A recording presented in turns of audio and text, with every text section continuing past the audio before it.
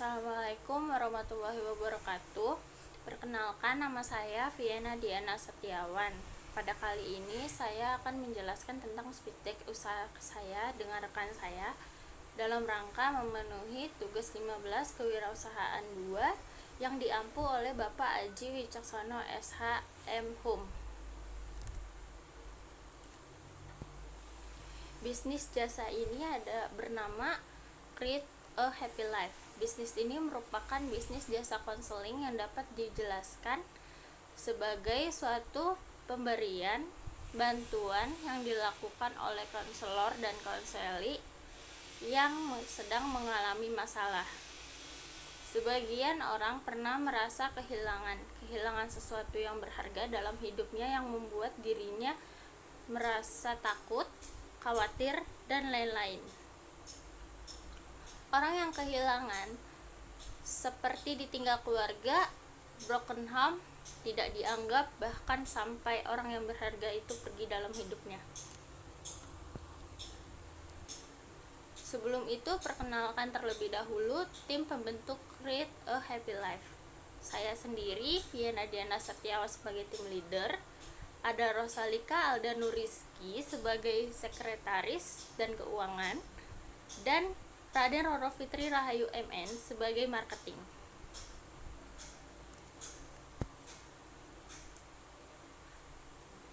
Selanjutnya ada Noble Purpose.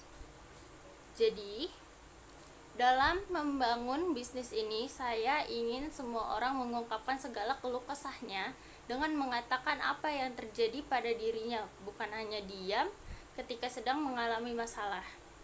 Dengan adanya konseling ini, individu dapat menceritakan permasalahannya kepada konselor yang telah kami sediakan. Atas hadirnya konseling ini, kami berharap semua orang dapat merasa bahagia dengan menceritakan permasalahannya yang bisa membuat dirinya menjadi lebih tenang dan tidak berpikiran negatif yang akan mengakibatkan stres terhadap dirinya sendiri. Jadi, hal mulia yang ingin kami wujudkan pada bisnis ini adalah membantu orang yang merasa hidupnya penuh dengan ketakutan, kekhawatiran, atau kehilangan menjadi di hidup yang memiliki tujuan agar dapat tersenyum bahagia setiap harinya. Selanjutnya ada bahan baku. Yang pertama itu supplier. Supplier dalam konseling saya dan rekan saya ini adalah dimana konseli yang merupakan individu yang mengalami suatu kejadian atau peristiwa yang nantinya akan melakukan konseling atau konseli. Dalam konseling ini adalah salah satu individu yang merasa kesepian dan kehilangan. Yang kedua ada provider. Provider kami ini adalah Biro Psikologi. Biro Psikologi ini merupakan perusahaan yang bergerak di bidang jasa konseling, training, rekrutmen, dan layanan psikolog dalam menilai kinerja karyawan. Selain itu, Biro Psikologi juga menawarkan berbagai jasa konsultasi pribadi yang terbaik.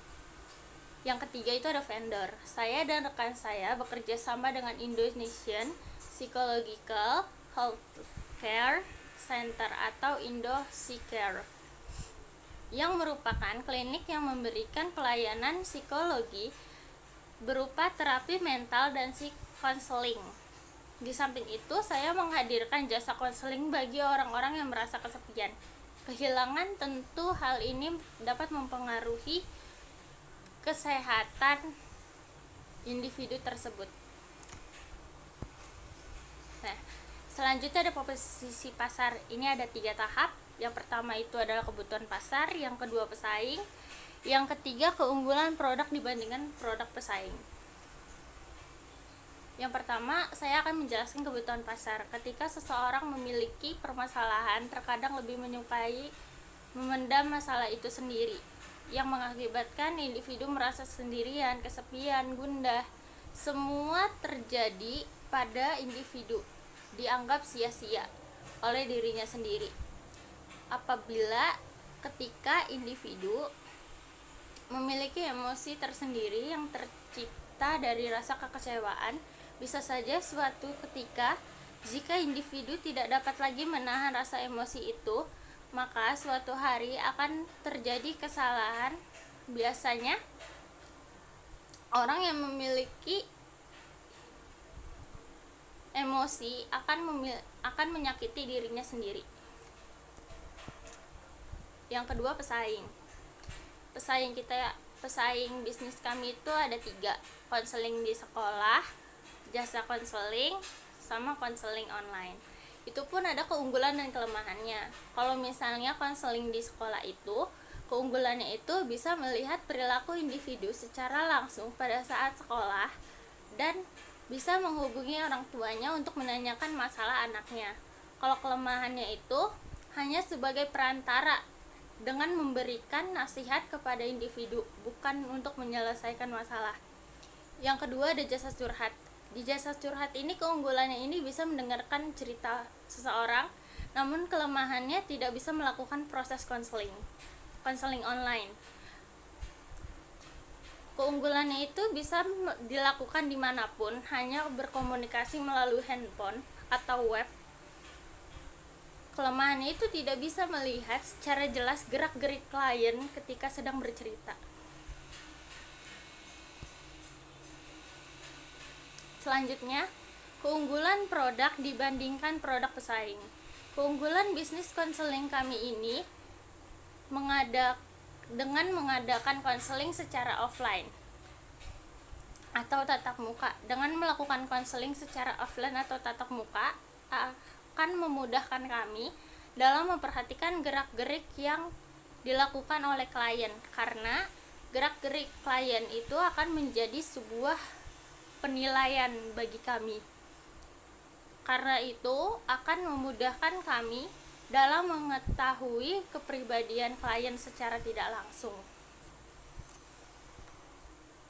Selanjutnya ada rincian biaya.